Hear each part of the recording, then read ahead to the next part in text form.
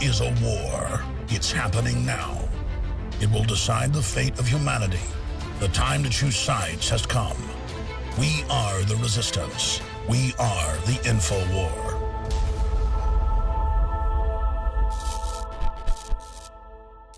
Welcome to the InfoWars Nightly News. I'm your host, Jakar Jackson. It's October 1st, 2014, and here are our top stories. Tonight, Patient Zero in the Pentagon's Ebola vaccine. Will the arrival of Ebola in America result in mass vaccinations? Plus, as the first American case of Ebola arrives in Dallas, concerns over wide-open U.S. borders are validated. All that plus much more up next on the InfoWars Nightly News. In case you haven't heard, there is an international news story about a patient coming from Liberia carrying Ebola. This patient is now in Dallas, Texas. What started is this past month, a gentleman boarded a plane from Liberia, and we did some checking. We couldn't find any direct flights from Liberia to Dallas, Texas, which leads us to believe this gentleman stopped at least one place. He may not have gotten off a plane, but he at least stopped someplace and encountered some fresh passengers. But the CDC is telling us that the gentleman cannot possibly transmit the virus if he is feeling well, which he was at the time. So the story goes, the man came here, he interacted with some friends and family, some school children, which my understanding is these children have now returned to their school systems. The gentleman goes to the doctor a couple days after falling ill. They give him antibiotics and send him on his way, even though Governor Rick Perry of Texas is telling us that the hospitals here in Texas are well versed in dealing with Ebola. And I understand Ebola isn't something they deal with every day, but they have an infected person come in from Liberia and send him on his way. But they say that the gentleman volunteered the information that he was from Liberia, but nobody thought it was a big deal at the time. The man goes back home, maybe he goes to a restaurant, maybe he goes to the grocery store, to the pharmacy to get some additional medication, who knows. And then he becomes more ill, goes back to the hospital, then it's announced that he does in fact have Ebola. So what's next? Well, we have a theory or two. Patient Zero in the Pentagon's Ebola vaccine. Last week, Defense Secretary Chuck Hagel told the Global Health Security Agenda Summit that the Pentagon had a long-standing research program on infectious disease, including Ebola. Hagel said the Defense Department will now begin clinical trials for a vaccine candidate. And just in case you're wondering about the price tag, it is $140 million with Tecmira Pharmaceuticals, a Canadian company. The Pentagon is very concerned about this, as they should be, because we see Europe and other parts of the world putting travel sanctions on parts of West Africa. So today at the press conference with Governor Rick Perry, InfoWars reporter Joe Biggs asked flat out, are you going to demand, Governor Rick Perry, that Obama put travel sanctions on West Africa? Why haven't the flights from West Africa been stopped from coming into America like Europe and France have done? That's a question that's really not in my domain. We did not discuss that specific question. What we did talk about was that the CDC has the largest stand-up outside of the United States in their history. I think some 130 CDC personnel that are in Africa now. Yeah, obviously we have a very large contingent of our military there. And again, I think this goes to the heart of finding the solution to this issue, both globally and for the United States, is for our participation in that, and the United States engagement in that, and for us to assist those countries in Africa. And be sure to stay tuned, because after this break, we'll have a special report from Joe Biggs detailing in more depth what happened at that press conference here today. Ebola case in Texas validates concerns over open border.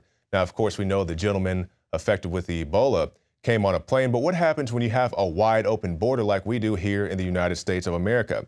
As the first American case of Ebola was confirmed in Dallas yesterday, some laid blame on the Obama administration's lax immigration policies for the ease at which the illness penetrated the nation's borders. And if you go to InfoWars.com, there are several tweets by concerned citizens voicing their concern about this very hard-to-treat illness.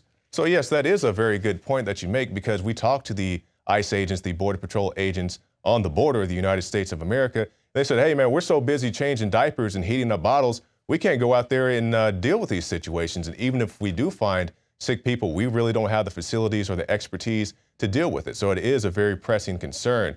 And it's not just on the borders, but yeah, what happens when somebody gets on a plane? The TSA isn't going to stop these guys. The TSA doesn't know what they're doing to begin with anyway, but what if a sick person comes along? How do they deal with that? And we have this, there's really no way to screen for Ebola at airports, which is very much true. Really, the only thing they do is they take a temperature read of your forehead, and that's about it. If you have a high temperature, they may ask you to step over here in this room and let's run a test or two or whatever their policy is. But they really don't have a way to deal with this. It's very concerning, and we need to figure out a way to deal with this before it's too late. So we'll go out to break with this, a special report from Alex Jones breaking down everything you need to know about the Ebola situation. And then we'll have a special report from Leanne McAdoo detailing the link between these viruses, these illnesses, and the CIA. And also David Knight will have a special report, the breakdown telling you about supervolcanoes and how a site like Yellowstone really doesn't need a seismic event or a seismic situation to actually erupt. This is the INFOWARS Nightly News. Major scripting at the CDC, at the Obama administration level, and at the United Nations level. We've been saying this for several months. It is unprecedented to bring dozens and dozens of hot, infected, patient number one, ground zero, Ebola victims into the United States. It used to show up in 3 days. It shows up in 22 days now, meaning someone can spread and spread and spread. The default was it was level 4 containment, illegal, and those laws are still in the books, to bring someone with smallpox or Ebola or anything of that nature into the United States. U.S. citizens were to be held in quarantine on Navy ships, special medical ships that they have, and other facilities they have in places in Sierra Leone and other areas. This is unprecedented. We have top virologists in Bild in Germany saying 5 million will get it by December. The UN says 1.4 million. Most top virologists say it's beginning to go slightly airborne. That means it isn't hardy airborne, but it is clearly leaning towards being somewhat airborne. If that is the case, and that's why we're seeing this huge outbreak in Africa, you've got 7 nations now with it over in Africa. You have got tens of thousands of people a week flying in and out of West Africa into every major city in the world. And there should have already been a quarantine on Sierra Leone and a quarantine on Ghana and a quarantine on these other countries. That was standard procedure. It is a guarantee that you will get Ebola all over the world. Guaranteed with a 22-day carrier incubation period. We've talked to top medical doctors on this, so this is not my opinion. That's why we kept saying this is insane. There should have been an immediate embargo. Those countries, Sierra Leone and others, are literally collapsing right now, but they're letting the airport still run as middle-class and wealthy Africans and Westerners flee the nation. Then Obama injects 3,300 untrained U.S. troops into the middle of hell-hot zones. We kept telling people months ago and got attacked by the mainstream media because they didn't want people to be warned up front.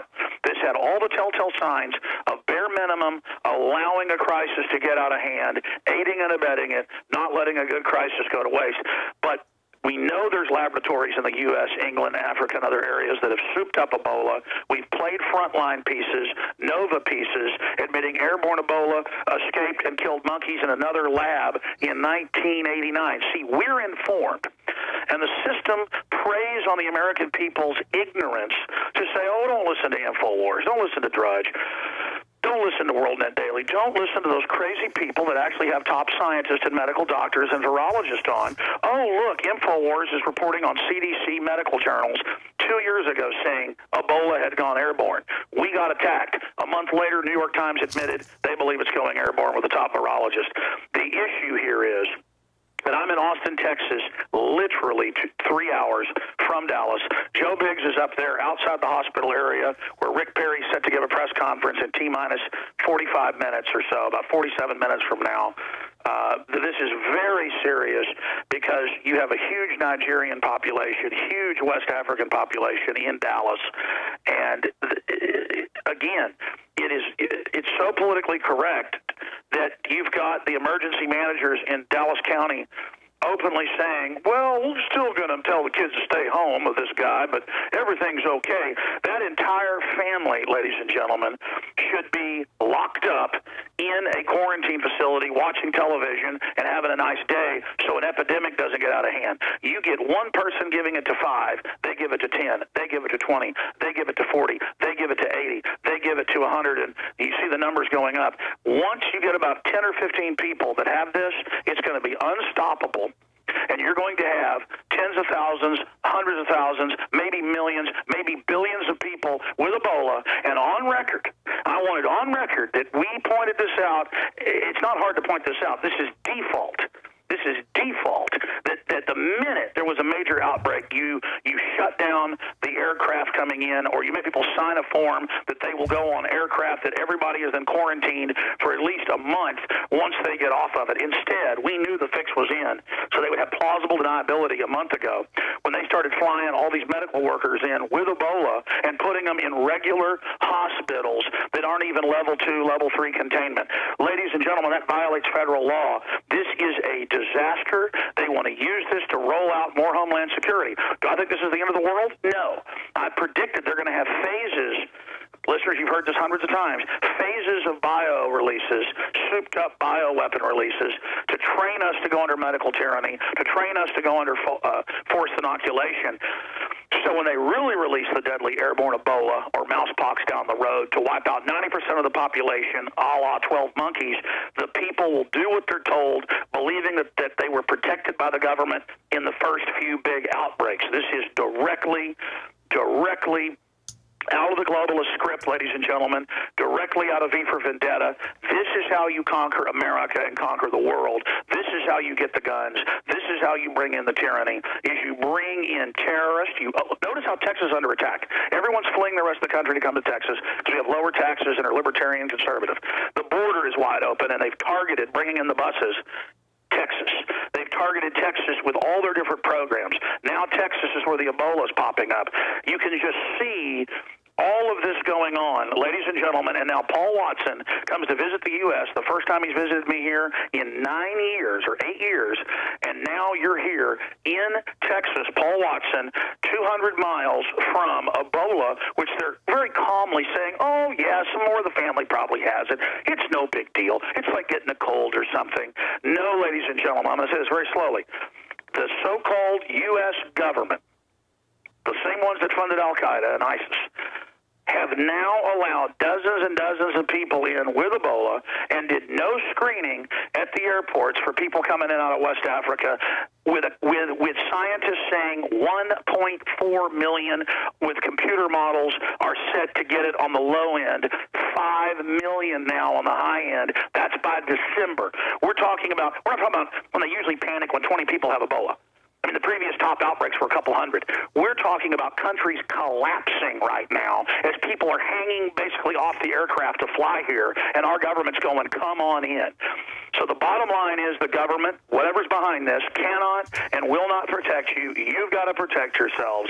And it is so disgusting, like a slow-motion automobile accident, to be seeing this unfold right now. Folks better be hitting their knees and praying to God, because if this Ebola gets out, and if it spreads with our compromised immune systems here in the United States and all the vaccines that people have been taking, and if it starts mutating with other things that are going on right now, and all the other mystery illnesses sweeping the country of kids that have been vaccinated, you can see with Dr. Pianka, a top eugenicist, saying 8 years ago that soon the airborne Ebola is coming and will kill 90%, and 95% standing ovation at the Texas Academy of Sciences, with people crying with joy as he projected a huge screen of red skulls on the wall. This is mainstream news, folks. Look it up. The FBI went and talked to him about it, and they began crying in their death cult of victory. This is a death cult. They're listening in Austin right now at University of Texas. They are the most sick people you could ever imagine, and I've been warning you. My film Endgame warns you that they are all over Ebola. The globalists have been messing with it, screwing around with it constantly. This is one of their main arsenal weapons. So is mousepox. Kills 90+% of people. And again, I don't think this is the big one. But it could be. I believe it's just a primer. In the past decade, we have witnessed unparalleled scientific discoveries in the area of health. But no one has put together a formula